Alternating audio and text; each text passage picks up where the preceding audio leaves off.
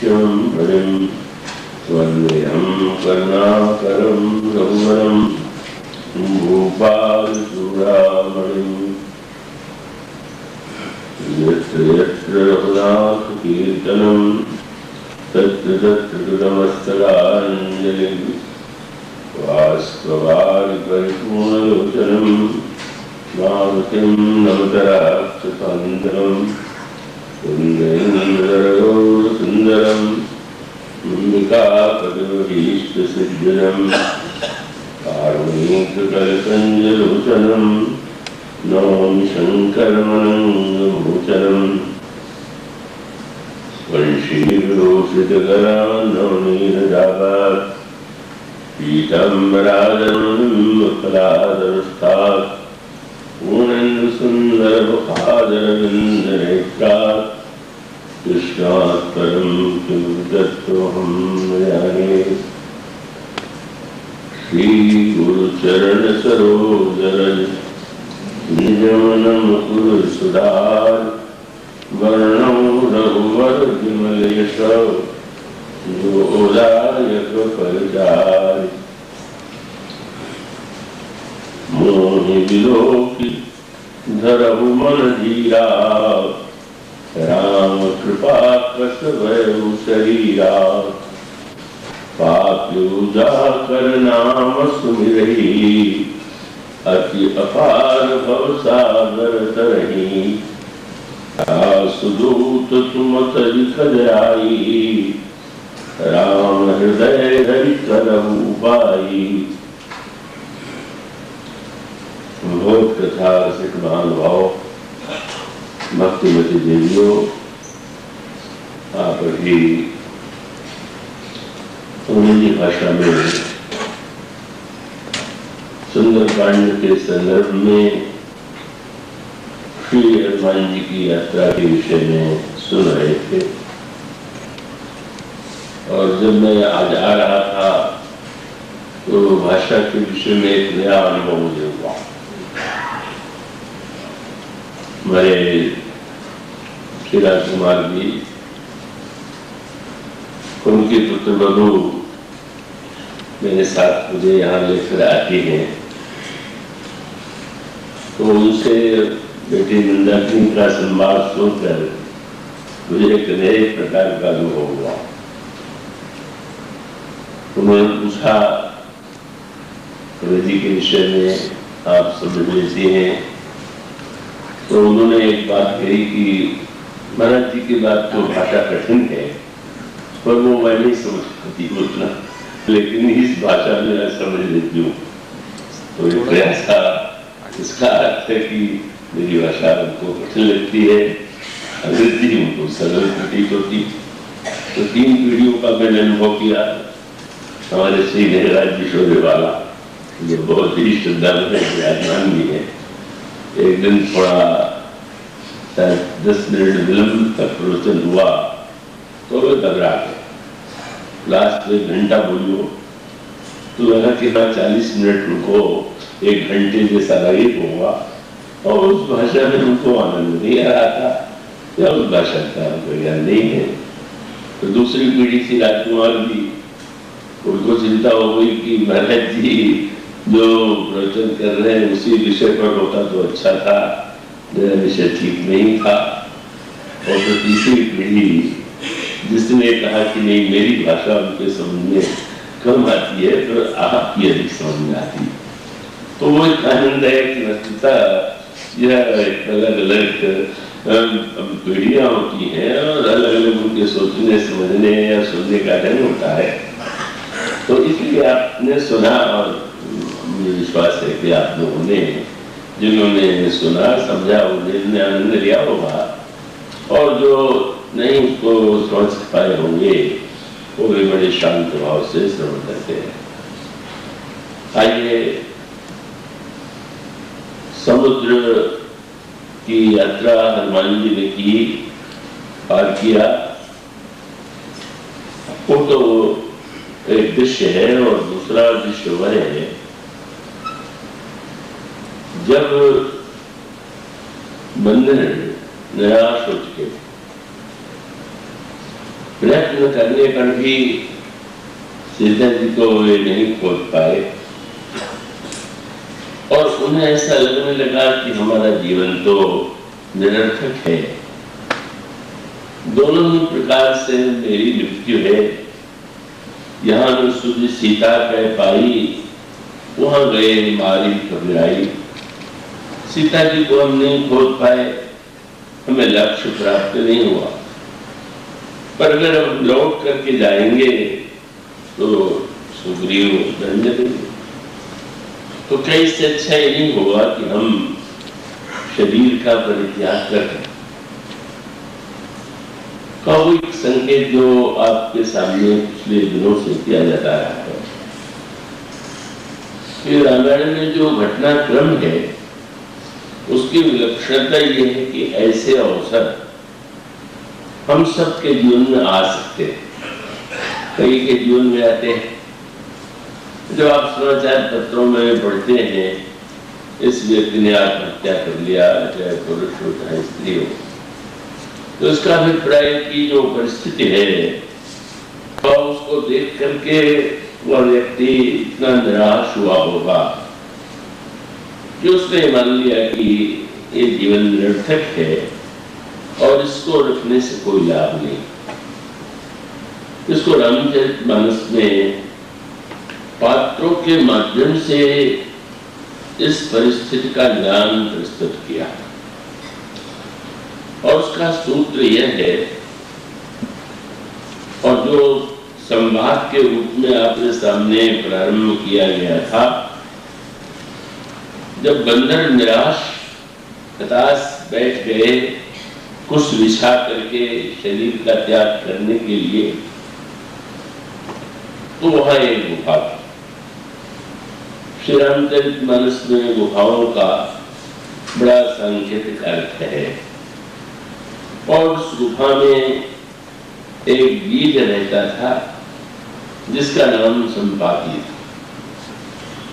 जब उस गीध ने यह सुना कि ये बंदर शरीर का त्याग करने के लिए प्रस्तुत है, तो उसने अपनी प्रसन्नता शब्दों में प्रकट किया और ये कहा कि बहुत दिनों से हम भूखे मर रहे थे, लगता है आज ब्रह्मा प्रसन्न हो गए हैं और एक साथ बहुत दिनों के भोजन का प्रबंध उन्होंने कर दिया।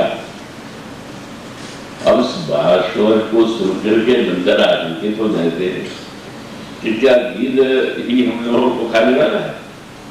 कभी मृत्यु आत्महत्या करते समय चिंता होती है कि कम से कम कष्ट वाली मृत्यु हो, या व्यक्ति ये चाहता है कि मृत्यु के संदर्भ में उसकी शरीर की दुर्गति न हो, ये मानवीय भावनाएं होती है।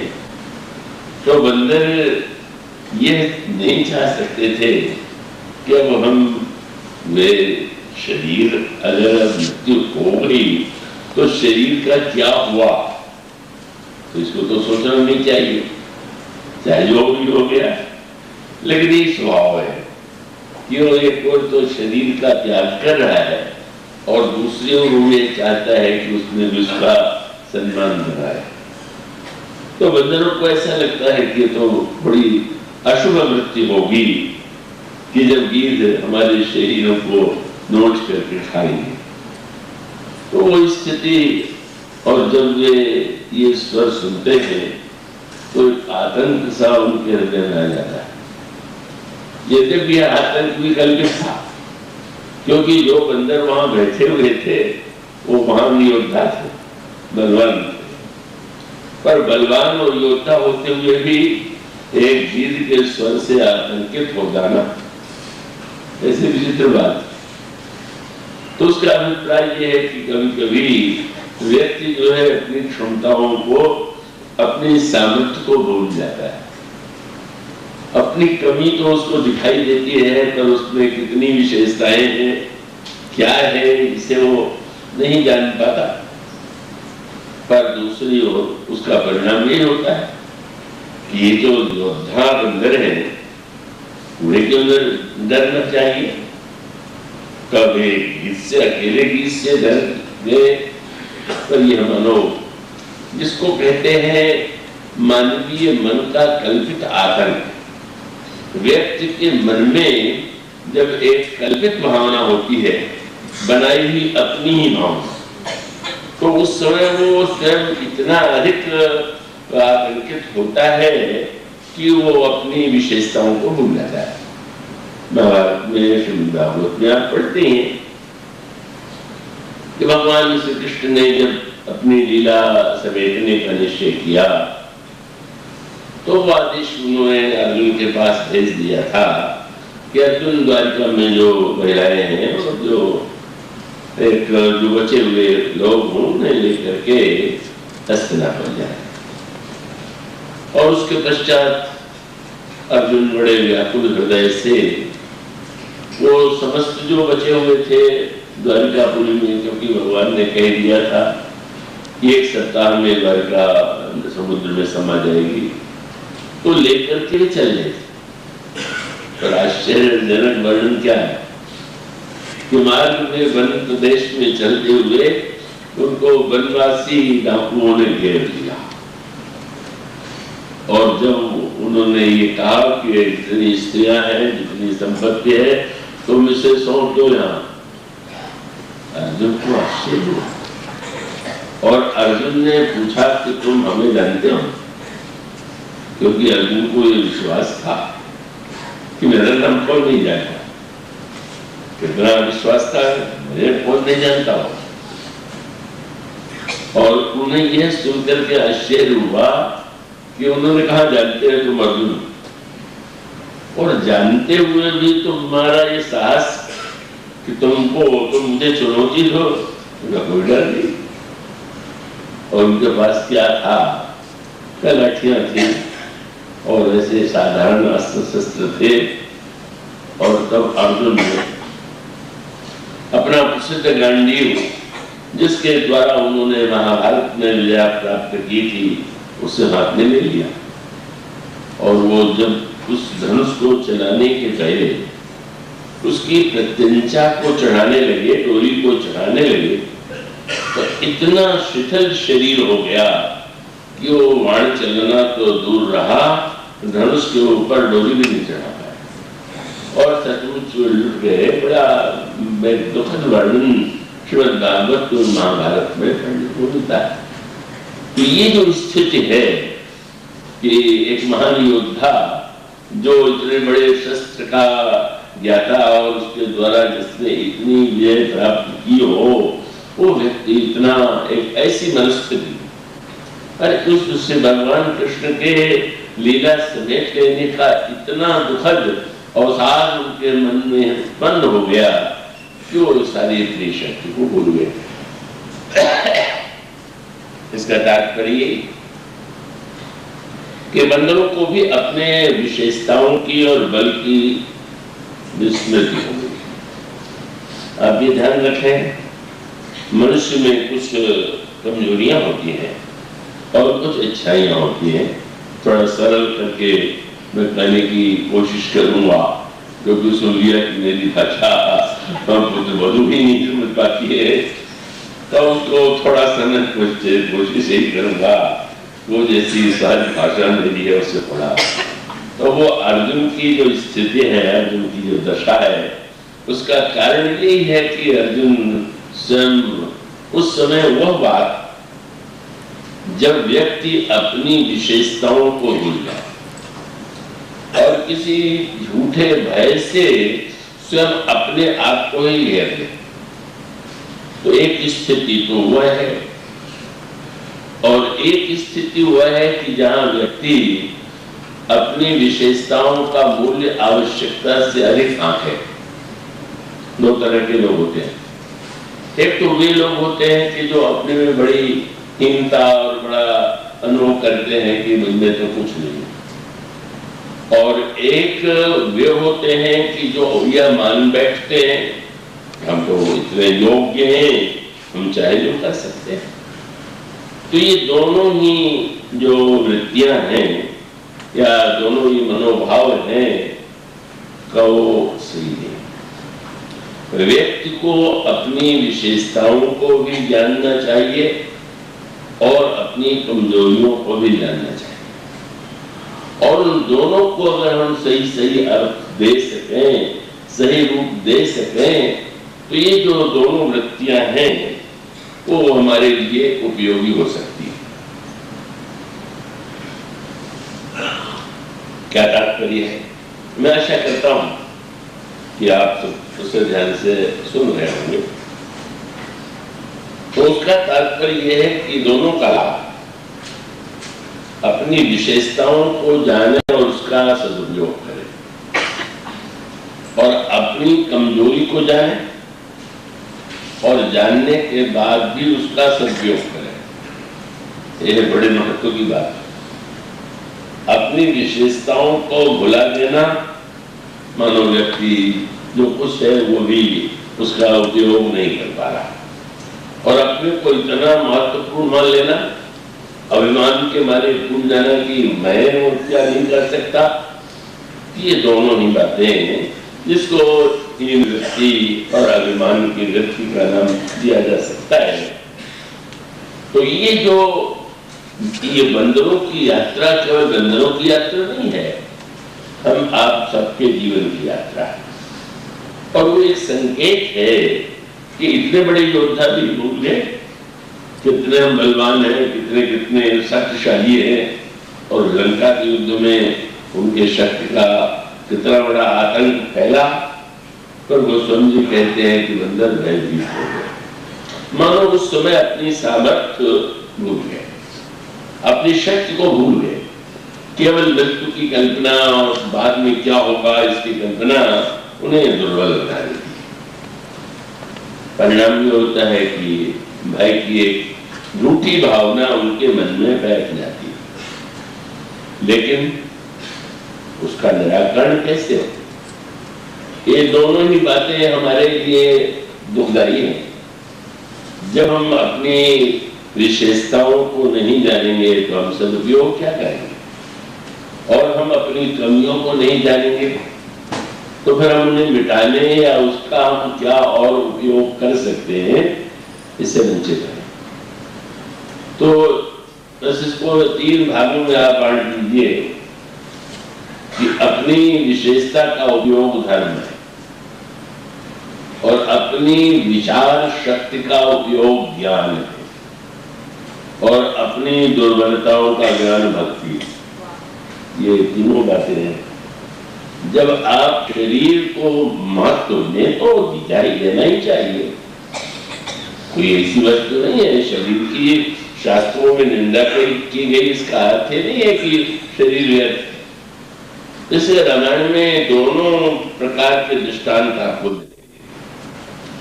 जैसे गिद्ध जी का प्रसंग मैं सुना रहा था, जब गिद्धराज से भगवान ने जीवित रहने के लिए कहा, और मुझे नहीं चाहिए जीवन, और मैं तो समझता हूं कि जो मेरी मृत्यु है वो तो जीवन की अपेक्षा भी एक दृष्टि हुआ है। और दूसरी दृष्टि वो जो दूसरे पक्षी हैं जिनको हम काकभूषुंडी के रूप में पढ़ते हैं। अब काकभूषुंडी गरुड़ का संवाद है रामायण में, और एक मुझे सुना रहे थे, कोई केवल उर्दू जानने वाले थे, उन्होंने उनसे पूछा कि वो रामायण में जो कौवे लोमड़ी का संवाद है, अब वो बेचारे उन्होंने लोमस को लोमड़ी बना दिया, क्या कहा जा सकता है। तो वो वस्तुतः ये जो गिरिराज जो है वो जीवन को नहीं स्वीकार करते। और जब गरुड़ ने प्रश्न किया कि आपको शरीर त्याग करने का स्वातंत्र प्राप्त है, कि आप चाहे जब शरीर छोड़ सकते हैं तो आप शरीर क्यों नहीं छोड़ना चाहते? तो उन्होंने कहा कि इसलिए नहीं चाहते कि भजन भी तो शरीर से ही होता है, और जब शरीर से होता है और शरीर से हम भजन कर सकते हैं तो हम ऐसे जीवन को क्यों छोड़ें, हम ऐसे शरीर का त्याग क्यों करें। उनका शब्द यही था, तजौ न तन निज इच्छा मरना, क्योंकि तन बिन वेद भजन नहीं मरना। इसका अर्थ क्या हुआ? शरीर महत्वपूर्ण भी है और शरीर त्याज्य। अगर हम अपने सामर्थ्य और लक्ष्य तक पहुंच गए तो उसके पश्चात शरीर की उपयोगिता नहीं प्रतीत होती। और जब किसी व्यक्ति के जीवन में यह एक भावना है कि नहीं, शरीर के द्वारा अनेक और विशेष रूप से भजन भक्ति तो शरीर के ही संदर्भ में, और इसीलिए आप उस दोहे पर आपने पढ़ा हो, सुना हो, गोस्वामी जी की बड़ी लंबी आयु थी, और वो लंबी आयु थी तो शरीर तो शरीर ही होता है, कान से कम सुनाई देने लगा, आंख से भी कम दिखाई दे रहा। तो शिष्यों को चिंता हुई कि महाराज तो हम कैसे ऐसा स्वास्थ्य रखें कि हम अधिक दिन का लाभ ले सकें। तो उन्होंने अनुरोध किया कि किसी वैद्य को बुला लिया जाए, और वो आपको देख करके कौन वैद्य आपके पास नहीं आना चाहेगा और उसको अच्छी दवा से आपके शरीर की दुर्बलता दूर हो सकती है। उस समय गोस्वामी जी ने मुस्कुरा करके यही कहा, आवश्यकता तो वैद्य की है। तो पूछा कि महाराज आपको सबसे जो अधिक कष्ट हो वो वैद्य से बता दें, तो एक प्रकार के शरीर में कष्ट है। तो उन्होंने कहा वैद्य जी से ये मत कहना कि इनको कान से कम सुनाई देता है, इसको हट जाने। और आंखों से कम दिखाई देता है, ये भी कोई महत्वपूर्ण प्रश्न नहीं। और शरीर में दुर्बलता कमजोरी आ गई, ये भी कुछ नहीं। तो चेले लौटा के महाराज आपने तो सब काट दिया। जब आप कहते हैं कान से कम सुनाई दे, आंख से कम दिखाई दे, शरीर दुर्बल हो जाए तो चिंता मत करो, तो फिर चिंता काहे की करे।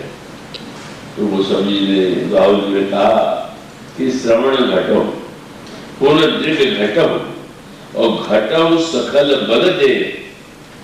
दवा कौन नहीं घटना चाहिए, तो श्रवण घटो पूर्ण दृढ़ घटो घटो सकल बल देह। इते घटे घटे है न कछु घटे न हविसो में। भगवान से प्रेम तो कम नहीं हो रहा। अगर वैद्य ऐसी कोई दवा दे सके जिससे हमारे प्रेम करने की क्षमता बढ़ती जाए तो अवश्य दवा दे। तो मानो असमर्थता की अनुभूति जो है वृद्धासमर्थ है। अब यह समर्थता की जो एक धारणा है वो इसको कष्ट भी बहुत देती, लेकिन उस असमर्थता में अगर वो समर्थ क्रम से जोड़ पाता है तो वो भी धन्य मिलता है। तो इस तरह से यूं कह सकते हैं कि हम सबका जीवन ही किसी न किसी रूप में उपयोगी। यह मानने की भूल नहीं करना चाहिए कि हम सर्वथा किसी काम के नहीं हैं, निरुपयोगी हैं। तो वो स्थिति में ये विविध पात्रों का जो वर्णन है आप उस पर ध्यान दीजिए। मैं आशा कर रहा हूं कि आप एकाग्रता से सुन रहे हो। रामायण में कई प्रकार के पात्र हैं। अब साक्षात भगवान राम हैं तो उनके लिए तो कहना ही क्या है, का वो तो सर्वसमर्थ हैं और उनकी महिमा और उनके गुणों का वर्णन करना संभव नहीं है। और वो श्री राम जो हैं व्यवहार में तो उनको अनुकरणीय मान के चला जाता है, जो मर्यादा पुरुषोत्तम है और उनका व्यक्ति को चाहिए कि वो अनुकरण करे या जैसा वे करते हैं वैसा करे। पर वो श्री राम तो उससे भी आगे हैं। श्री राम अनुकरणीय तो है ही, और राम ध्येय भी है और राम ज्ञेय भी। पर इस शब्द के बहुत उसमें नहीं जाना चाहूंगा। ध्येय माने जिसका ध्यान किया जाए और ज्ञेय माने जिसको जाना जाए। तो ये जो श्री राम है, क्या अगर कोई एक व्यक्ति या आचरण जिनका श्रेष्ठ हो ऐसे महापुरुष होते तो अनुकरणीय होते, पर वो ध्येय और ज्ञेय तो नहीं हो सकता। ध्यान करने योग्य व्यक्ति नहीं होता है और उसका देखते हैं इसने अच्छा कार्य किया और हमें भी करना चाहिए। और ज्ञेय माने कौन है ये श्री राम ध्येय ज्ञेय अनुकरणीय सब। और कई पात्र रामायण में हैं कि जो दोनों की तरह से श्रेष्ठतम है। जैसे आचरण के संदर्भ में, धर्म के संबंध में श्री भरत की महानता अद्वितीय है। वे अद्भुत पात्र हैं, जैसा पात्र और कोई श्री रामचरितमानस में नहीं दिखाई देता। श्री हनुमान जी जैसे उनका तो वर्णन चल रहा है, और श्री लक्ष्मण जी वो तो उन पात्रों में है कि जो हमारे लिए वंदनीय है, प्रार्थनीय है, और हम उनके द्वारा केवल उनका हम अनुकरण ही नहीं, हम उनकी प्रार्थना के द्वारा शक्ति भी पा सकते। पर कुछ ऐसे पात्र हैं रामायण में जिनके चरित्र में आपको इससे भिन्न रूप दिखाई दे। अब जैसे भगवान परशुराम है, वे भगवान के 24 अवतारों में से हैं, और 100 अवतार में हैं तो वंदनीय है, पर वंदनीय है पर वो अनुकरणीय नहीं। अनुकरणीय का अभिप्राय, अब जब परशुराम जी महाराज धनुष टूटने के बाद आते हैं तो इतना आतंक फैल जाता है कि वो राजा डर के मारे कांपने लगते हैं, और पहले वो योजना बना रहे थे कि हम बलपूर्वक सीता को छीन लेंगे। वो कह रहे थे कि एक ऐसा जादूगरी हो गई कि धनुष टूट गया, हमने तो देखे ही नहीं, कब खाया कब तोड़ा कैसे तोड़ा, क्योंकि तुलसीदास ने यही लिखा कि लेत चढ़ावत खैंचत गाड़े काहू न लखा देख सब ठाड़े। और कुछ इसमें हम नहीं मानते, तो धनुष तोड़ने से भी काम नहीं बनेगा, हम छीन लेंगे। और उसी समय आ गए परशुराम जी, और परशुराम जी आ गए तो योजना सारी भूल करके कांपने लगे। एक राम वो है जिससे डर नहीं लगता, वो अभी है वहां पर, और दूसरे राम वो है जिनसे डर लगता है, और साधारण डर नहीं लगता है। बिल्कुल भूल गए कि हम लड़ने के लिए सीता जी को छीनने के लिए प्रस्तुत हुए थे। अब तो एक ही काम रह गया, क्या बोले पितु समेत कहीं कहीं निज नामा लगे करण सब दंड प्रणामा। परशुराम जी के चरणों में सब साष्टांग प्रणाम करेगा, और वो परिचय दे देते हैं, महाराज मैं उस राजा का पुत्र हूँ, आपने उनको क्षमा कर दिया था, उस पर भी। पर ये प्रार्थना करते हुए भी वो ये नहीं चाहते थे कि देखा ही नहीं हो। इतना आतंक की गोस्वामी जी का, अगर परशुराम जी किसी को स्नेह से भी देख दे तो उसको लगता था कि मिल गया, ऐसे पढ़ना था। जे सुभाय चितमय हित जानी सो जानई जन आय फुटानी। इसका अभिप्राय यह है कि महानतम होते हुए भी उससे तो डर लगता है। आतंक की सृष्टि होती है तो वो डर या आतंक उत्पन्न करना ये आदर्श नहीं हो सकता। अपने आप में उनके अवतार का उद्देश्य था, और एक कार्य उन्होंने किया, जो अन्यायी अत्याचारी हो गए थे उन्हें दंड दिया, पर दंड के बाद एक भय व्याप्त हो गया। तो मानो परशुराम जी महाराज के प्रसंग में यह संकेत पढ़ने को मिलता है कि राम से राम का संवाद हो रहा है, संयोग से नाम भी एक ही है और दोनों ही अवतार है। एक राम को देखकर डर नहीं लगता और दूसरे को देख करके डर लगता है। गोस्वामी जी ने कहा कि आप श्री राम के लिए, गोस्वामी से पूछा गया कौन सी उपमा देना चाहेंगे, तो राम तो सूर्य है, उन्हें तो उदय के मंच पर रघुवरवाद कर परशुराम जी आए, तो महाराज आप परशुराम जी को क्या उपमा देना चाहेंगे? बोले आए रुकुल कमल पतंगा। कितनी विचित्र सी भाषा है, एक सूर्य श्री राम है और दूसरे सूर्य परशुराम जी। कोई वो राक्षस या असुर तो नहीं है, अवतारों में उनकी गणना, तो दोनों में अंतर क्या है? तो दृष्टांत के रूप में यूं कहे कि एक सूर्य जिसके लिए शब्द उन्होंने जोड़ दिया बाल पतंग, प्रातः सवेरे का सूर्य, तो सवेरे का सूर्य अच्छा लगता है, ठंड के दिन हो तो और भी व्यक्ति चाहता है निकले, पर जब देश की दोपहरी वाला सूर्य हो तो क्या व्यक्ति स्वागत कर पाता है? वो तो गर्मी से भाप करके अंधेरे में छिप जाना सकता है। तो इसका अभिप्राय है कि परशुराम जी के चरित्र में सामर्थ्य तो है, पर उनको हम अपने जीवन का आदर्श नहीं बना सकते, उतना क्रोध या दंड देने की व्यग्रता। तो परशुराम जी महाराज वंदनीय तो नहीं, अनुकरणीय नहीं है। कुछ पात्र ऐसे हैं जो वंदनीय हैं, अनुकरणीय हैं, और कुछ पात्र बड़े विचित्र हैं। उन पात्रों में संपाति भी है, उन पात्रों में मारीच भी है, और उन पात्रों में बाली भी है। ये ऐसे विचित्र पात्र हैं, और ये बहुत समझने की बात है। रामायण में एक तरह के पात्र नहीं कि सब बहुत अच्छे हों, सब बड़े त्यागी हों, सब बड़े विरागी हों, सब बड़े बलवान हों, तो तरह तरह के। सुग्रीव जैसे गर्भोगी तो भाग खड़े होते हैं, कोई समस्या आती है तो उससे भागने का ही प्रयास करते हैं। और श्री हनुमान जी के लिए तो क्या शब्द है। तो उसमें यह जो अंतर है, उस अंतर को यूं कहें कि जैसे बाली, तो बाली कैसा पात्र, तो एक जीवन का भाग देखें तो बड़ी उसकी चेष्टा, उसका काम बड़ा निर्णय, और दूसरी ओर वही बाली इतना ऊंचे उठ जाता है, ऐसा विरोधाभास बाली के जीवन में दिखाई देता है। और मारीच के जीवन की विशेषता भी, जो या तो रावण का आज्ञाकारी सेवक था, और या अंत में भगवान की शरणागति के माध्यम से उसने आपको धन्य बना दिया।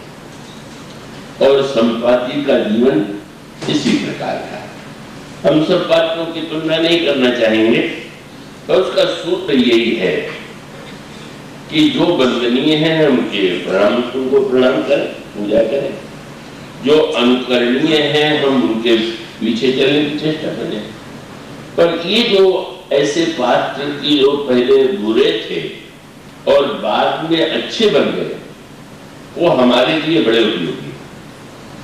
और उसका अर्थ ये है कि हम में से अधिकांश लोग या बहुत ऐसे व्यक्ति होते हैं कि जिनमें अनेक बुराइयां होती हैं, और उन बुराइयों से उठने का क्या उपाय है, और जिन पात्रों ने उन बुराइयों से अपने आप को ऊपर उठा लिया, कैसे उठा लिया। तो इस अर्थ में अगर विचार करके देखें तो ये जो संपाति का जो चरित्र है वो बड़ा अनुकरणीय नहीं है। अनुकरण की बात तो वहां आई ही नहीं, पर संपाति ने अपनी जो आत्मकथा सुनाई, तो आत्मकथा दो प्रकार की होती है। एक तो आत्मकथा का नाम है और नाम है आत्मप्रशंसा, अपने बारे में आप चाहे जो बात लिखते चले जाइए।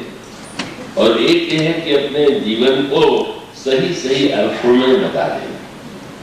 तो संपाति की सबसे बड़ी विशेषता यह है कि जब बंदर आतंकित हुए तो अंगद ने विचार का उपयोग किया, जिसकी चर्चा की गई थी।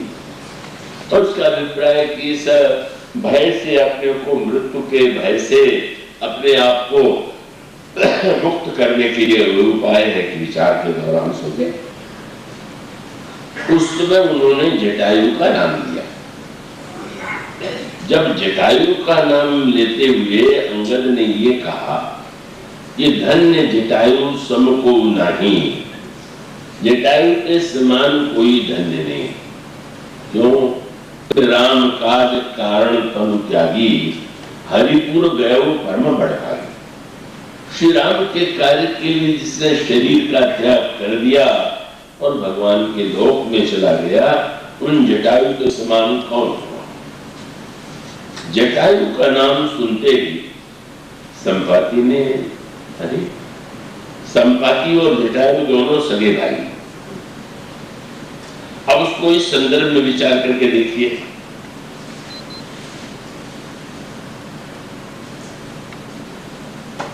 कि मानस में कुछ पात्र तो बड़े उच्च कोटि के हैं, और जैसे पक्षियों का वर्णन किया गया तो उस वाटिका में चातक, कोकिल, कीट, घोड़ा, पूजक, विहंग, नटत, कल, मोरा, ये पक्षी।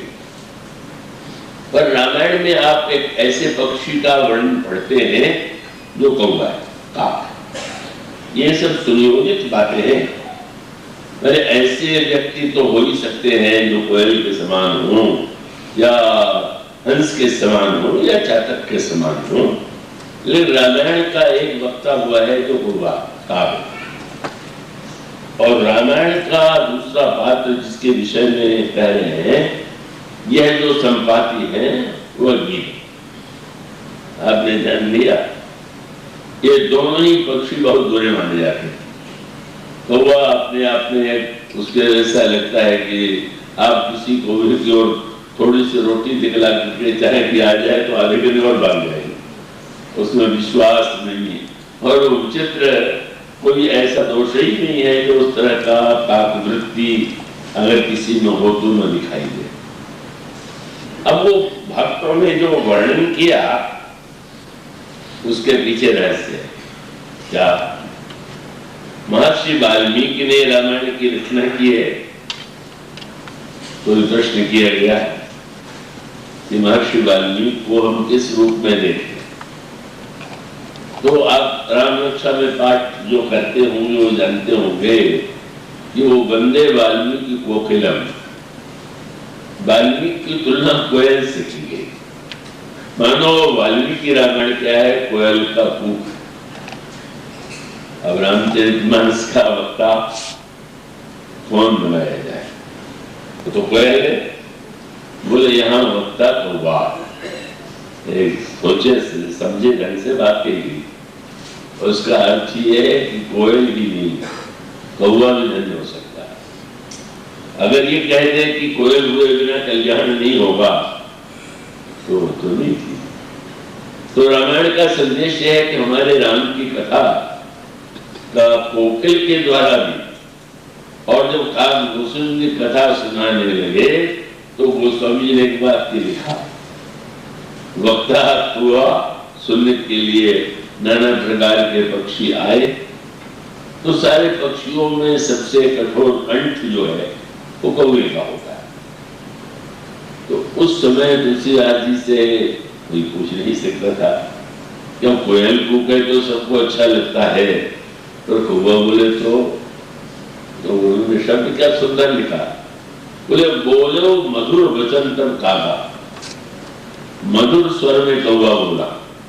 हंसी आ गई, कौवे में कोई मधुर स्वर होता है क्या? गोस्वामी जी ने कहा कौवे का स्वर भले ही मधुर न हो, पर हमारे राम की कथा ऐसी है कि स्वर को मधुर बना देती। जो राम का गुण गा रहा है, राम के गुणों की चर्चा कर रहा है, वो तो मधुरता की पराकाष्ठा है। कंठ के माध्यम से अगर राम कथा में मधुरता लगे तो वो तो अभी व्यक्ति जो है विषयी वृत्ति नहीं है।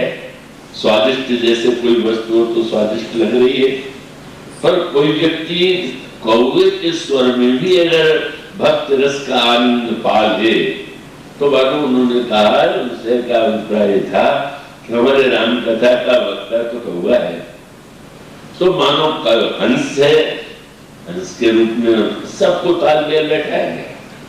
पूछा गया जब भूषण जी कथा सुनाते हैं तो सुनता कौन? बोले सुनाई सकल मति विमल मराला, जितने श्रेष्ठ हंस से कथा सुनते थे और कौवा कथा सुनाता था। मानो संकेत यह है कि हम जो भी हैं, जैसे भी हैं, अगर हम काक के समान दोषों से भरे हुए, और काकभूषण जी का जीवन भी हमारे लिए बड़ा उपयोगी। क्यों? वे भी नीचे से ऊपर गए, उन्होंने अपने जन्म की जो गाथाएं सुनाई गरुड़ जी को, तो उनके जन्म में आप, उनके जीवन में आप पाते जो पात्र प्रारंभ से ही बहुत अच्छे होते हैं, तो उनकी पूजा करने का तो मन होता ही। पर अब जब अपने से तुलना करें तो लगता है भाई कहाँ वे और कहाँ हम। पर इस तरह के पात्रों को देख करके मनुष्य को ढाढ़स बनता है, साहस बनता है कि नहीं, हमें कई कमियां भले ही क्यों न हो, लेकिन हम उससे भी ऊपर उठ सकते हैं। तो उनको तो शंकर जी ने शाप दे दिया था, कि तुमको अभी अजगर बनना पड़ेगा और 1000 जन्म और लेना पड़ेगा। ऐसी उनकी एक स्थिति। और बाद में वही काकभूषुंडी जो है महानतम भक्त संत और रामायण के आचार्य के रूप में समझा है। तो इन पात्रों के द्वारा हम यह सीख सकते हैं कि क्या कमी हमारे जीवन में होती है और उन कमियों से हमारे जीवन में क्या समस्याएं उत्पन्न होती हैं। और संपाति ने भी जो अपनी जीवन गाथा बंदरों को सुनाई, वो बड़े उपदेश लाए, ग्रहण करने योग्य है, समझने योग्य। क्या समझने योग्य? संपाति ने भी अपनी आत्मकथा सुनाई। एक पक्षी गीत, एक कौवा। तो रामायण में अच्छे पक्षी तो बहुत। श्री लक्ष्मण जातक है, गोस्वामी जी विनय पुत्र के उनकी तुलना जातक से करते।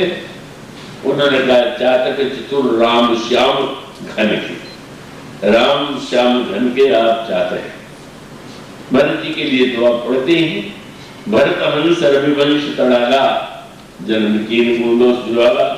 भरत हंस है और उसी प्रकार से चकोर भी है। रामचंद्र मुखचंद्र छवि लोचन चारु चकोर। मानो इस प्रकार के पक्षियों के माध्यम से जो हमारे हृदय में पक्षपात की वृत्ति है। एक तो पक्षी का अर्थ है जो आकाश में होता है, और दूसरा पक्षी का अर्थ है कि हमारा जब कोई पक्षपात हो, आग्रह हो, तो पक्षी। तो पक्षी, इनको मुसल्ली जी को शाप इसीलिए मिला कि तुम बड़े पक्षपाती हो, इसलिए जाओ पक्षी हो जाओ।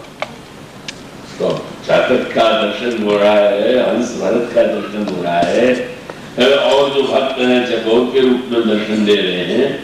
इस तरह से सभी का दर्शन तो हो ही रहा, लेकिन निराश होने की आवश्यकता नहीं। चातक को गिर चकोर ही नहीं, काक और गिर भी धन्य हो जाते हैं। ये दोनों के तुलनात्मक है, एक दोनों की तुलना यदि करें तो दोनों की कथा हमें बड़ा संदेश देने वाली। उसमें काकभूषुंड जी की कथा का तत्व क्या है? तो उनके हृदय में पक्षपात, और पक्षपात तो सभी के हृदय में होता है। किसी के हृदय में थोड़ा होता है और किसी के हृदय में अधिक होता है। और इसीलिए जब किसी न्यायाधीश की तुलना करते हैं तो हंस के समान वो दूध पानी को अलग करने वाला होना चाहिए। दूध पानी मिला हुआ है, उसको अलग कर देंगे तो हंस के समान है। लेकिन क्या हंस निष्पक्ष है? क्या पक्षपात रहित है? क्या दूध और पानी को अलग करने के बाद जब वो दूध को पी लेता तो पक्षपात तो हो ही गया। पानी को अलग करके दूध पी लिया तो पक्षपात कैसे नहीं? तो कोई ऐसा होता नहीं कि जिसमें पक्षपात न हो, पर वो पक्षपात का दुरुपयोग वो करते हैं। और पक्षपात का अच्छा उपयोग काकभूषुंड जी के जीवन में दोनों। पहले किस प्रकार से उन्होंने पक्षपात का जो उनका स्वभाव था, पहले वो शंकर जी के भक्त बन गए, श्री राम के विरोधी बन गए, श्री राम की निंदा करते हैं, और फिर उसके नाते गुरु जी से भी थोड़ा बुरा मानने लगे। थोड़ा नहीं, उनको लगने लगा कहां से इसे मैंने दीक्षा ले लिया, तो कुछ नहीं है, तो भिन्न से है, क्योंकि वो राम की भी प्रशंसा करते थे। और वो उसी का परिणाम यह हुआ कि वो बैठे हुए थे, जप कर रहे थे शंकर जी का, पर गुरु जी आए तो उठे नहीं, क्योंकि मन में धारणा थी कि ले लिया दीक्षा भले, पर मेरे समान में थोड़ी वैसी भावना।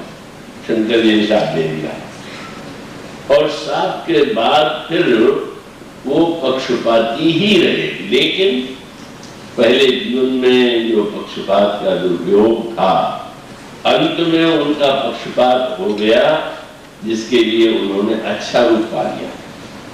तो इसका अर्थ ये है कि अगर आपका पक्ष आपको भगवान के पास पहुंचा दे, जब लोमस जी ने शाप दे दिया कि तू ब्राह्मण रहने योग्य नहीं है, जा तो पक्षी हो जा, कौवा हो जा, तो बड़े प्रसन्न हो गए।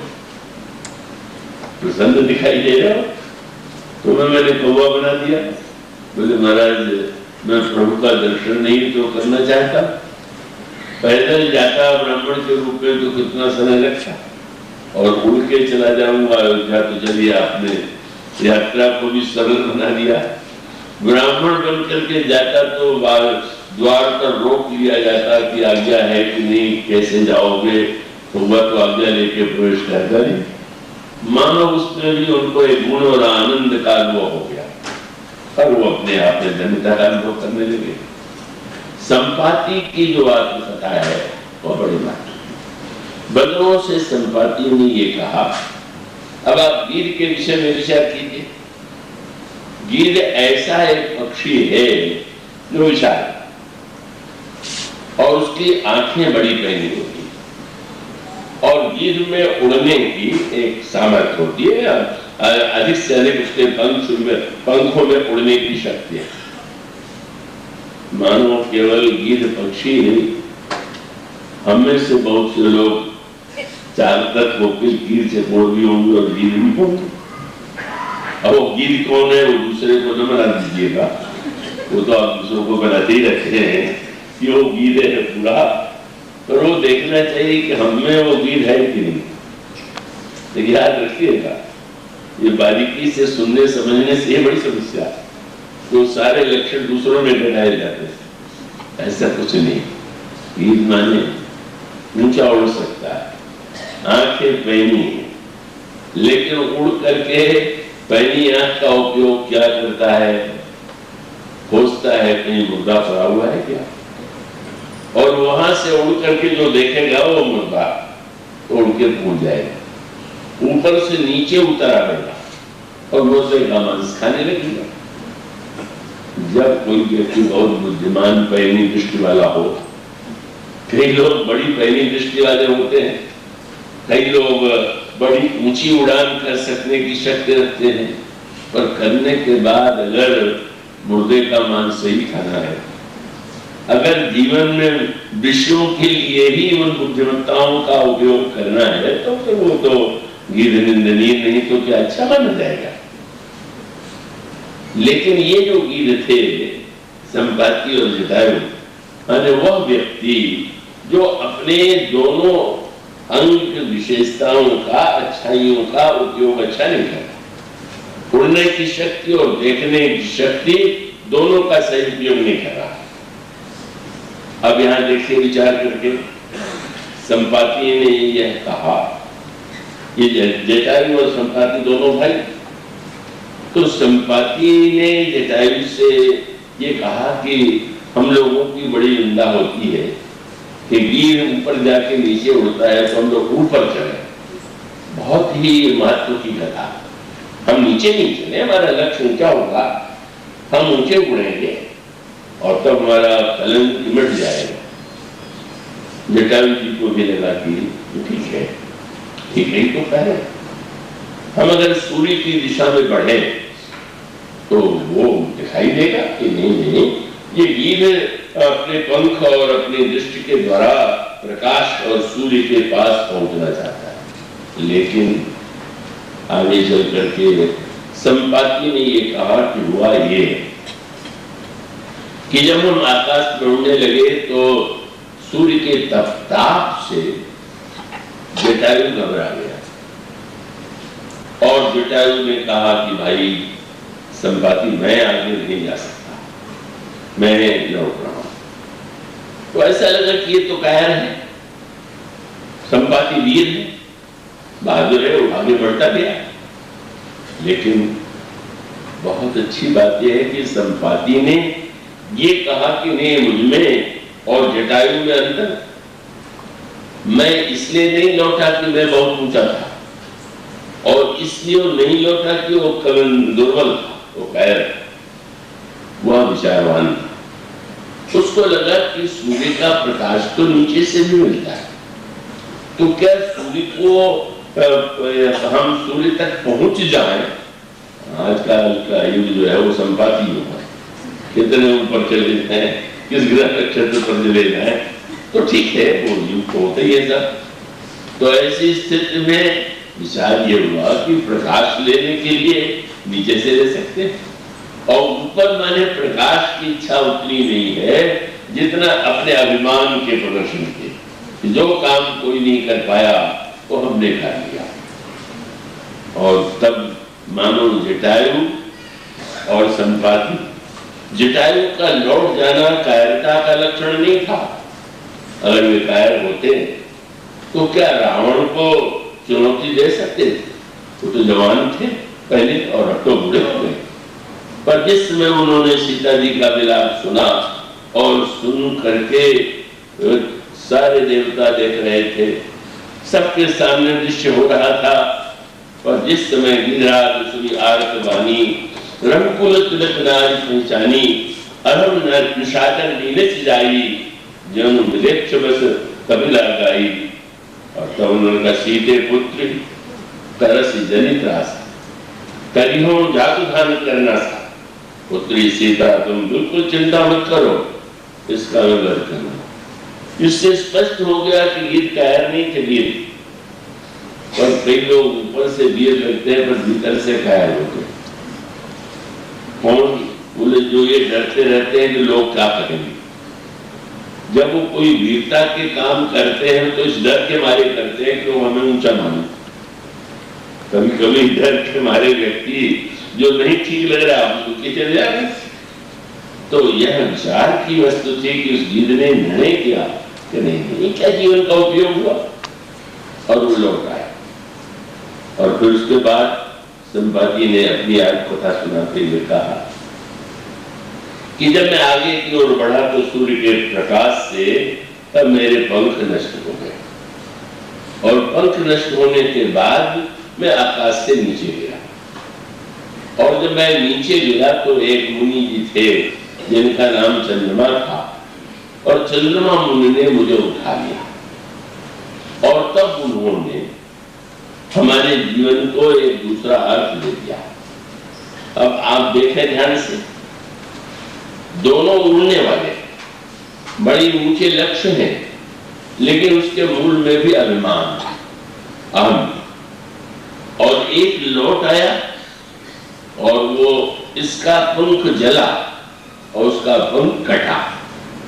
गिरिराज जी का पंख कटा और संपाति का पंख जला।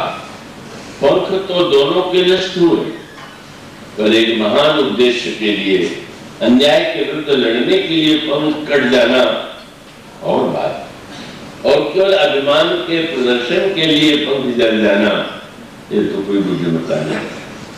और फिर क्यों था इसका स्वयं संपाति ने बताया कि मैं अभिमानी था और जटायु अभिमानी नहीं, इसलिए मैं अभिमानी रहा। और आप देखें तो गीत का पंख कटना कितने महान उद्देश्य से सिद्ध हुआ, कितना उसका उद्देश्य था, और उस अच्छा बुराई में भी उन्होंने एक अच्छाई ढूंढ लिया। गिरिराज से प्रभु ने पूछा बड़ा कष्ट हो रहा है, बोले महाराज कष्ट तो हो रहा है, तो पंख कट गया। तो उनका पंख कटने में कष्ट भले ही हो, पर इतना लाभ तो हो ही गया कि पहले मुझे आपके पास जाना पड़ता था, अब आपको ही मेरे पास आ जाना पड़ा। मानो अपने पुरुषार्थ का पंख कटा तो भगवान को कृपा करके आने पड़ा।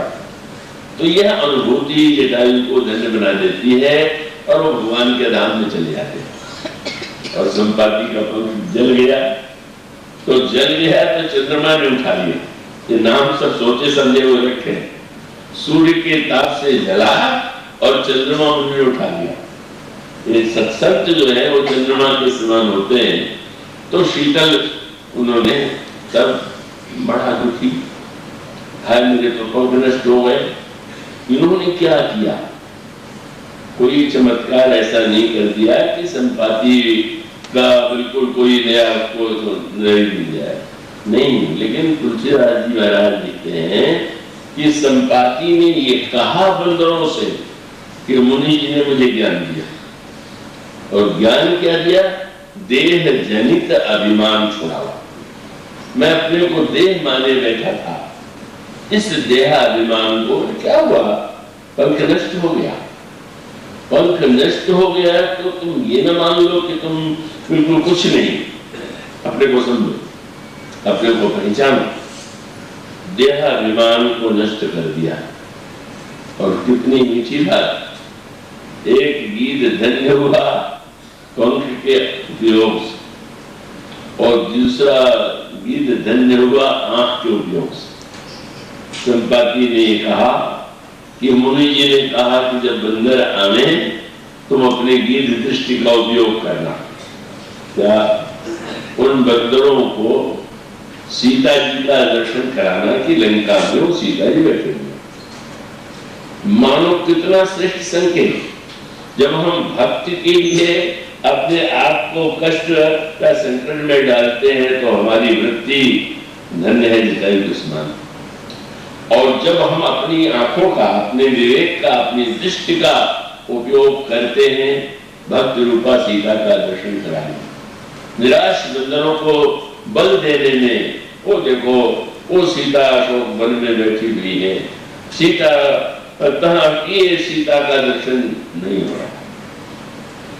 और एक नई बात हो गई, ये शब्द जो ही उन्होंने बंदरों को दिखलाया वो सीता जी है, तो गिद्ध को नया पंख मिल गया। ये चमत्कार अब जाके हुआ। मानो मुनि का तात्पर्य क्या है कि तुमने पुरुषार्थ का पंख तो अभिमान के कारण नष्ट कर दिया, लेकिन जब तुम भक्त रूपा सीता के दर्शन में सहायक बनोगे तो तुम्हारा पंख सही हो जाएगा और तुम उस कृपा के पंख को पाकर के धन्य हो जाओगे। मानो तात्पर्य है, जब हम नीची दृष्टि वाले हैं तो बुरा ही है, पर हम ऊंची दृष्टि और बुद्धिमान होते हुए भी अगर हमारे जीवन का लक्ष्य केवल 100 का मांस है तो हम नीचे ही हैं कि नहीं। पर अगर हम भगवान को पाने के लिए अपने गिद्ध का के समान पंख का उपयोग करें और संपाति के समान नई बात हो गई। बस मुनि जी ने कह दिया कि तुम घबराओ मत, जिस समय बंदर आवेंगे तो उस समय जो ही तुम बंदरों को सीता जी का दर्शन कराओगे तो जब यही पंख का रस जन चिमका, तुम्हारे नए पंख मिल जाएंगे। मानो पुरुषार्थ का पंख जब जलता है तो कृपा का पंख मिलता है। संत की कृपा से, सत्संग के द्वारा व्यापक मिल गए। तो यह संकेत मानो यह बताता है किस तरह से हम ऊंचे लक्ष्य होने पर नाम ऊंचे लक्ष्य का अभिमानी बन जाते हैं, और किस तरह से जो वास्तविकता है उसको हम लोक भय से पर स्थित रहने में अनिश्चित में रहते हैं। यह दोनों गीतों का संस्मरण है, वो बड़ा उपयोगी था। और उसको जब उन्होंने सुनाया तो बहुत सुंदर बात है। बंदरों से बंदर तो सुन के घबरा गए, क्योंकि संपाति ने कह दिया कि समुद्र को 100 योजन के समुद्र को जो लांघेगा वही पहुंचेगा। तो घबरा गए। तो क्या सुंदर संदेश दिया संपाति ने, मोह लो, तुम मेरी ओर तो देखो, तुमने भाषण सुन लिया तो मेरी ओर देखो। क्या संकेत? बोले जब केवल सीता जी को दिखलाने में नए पंख मिल गए तो क्या जो सीता जी के पास जाएंगे उनको नए पंख नहीं मिले? ये विश्वास होना चाहिए। वो पंख केवल हनुमान जी को मिल पाए, अन्य बंदर जो है देख करके सुन करके भी उससे प्रेरणा नहीं प्राप्त कर सके। मानो संपाति के रूप में जो संदेश है, हम जब समस्त पुरुषार्थ के बाद भक्ति की दिशा में बढ़ते हैं तो हमारा जीवन धन्य हो जाता है। बंदरों को वह प्रेरणा उन्होंने दी और उसका उपयोग हनुमान जी के माध्यम से हुआ।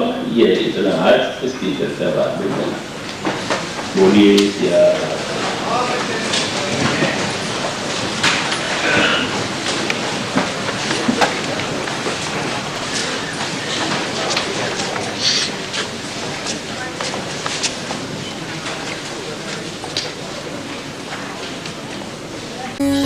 Ram King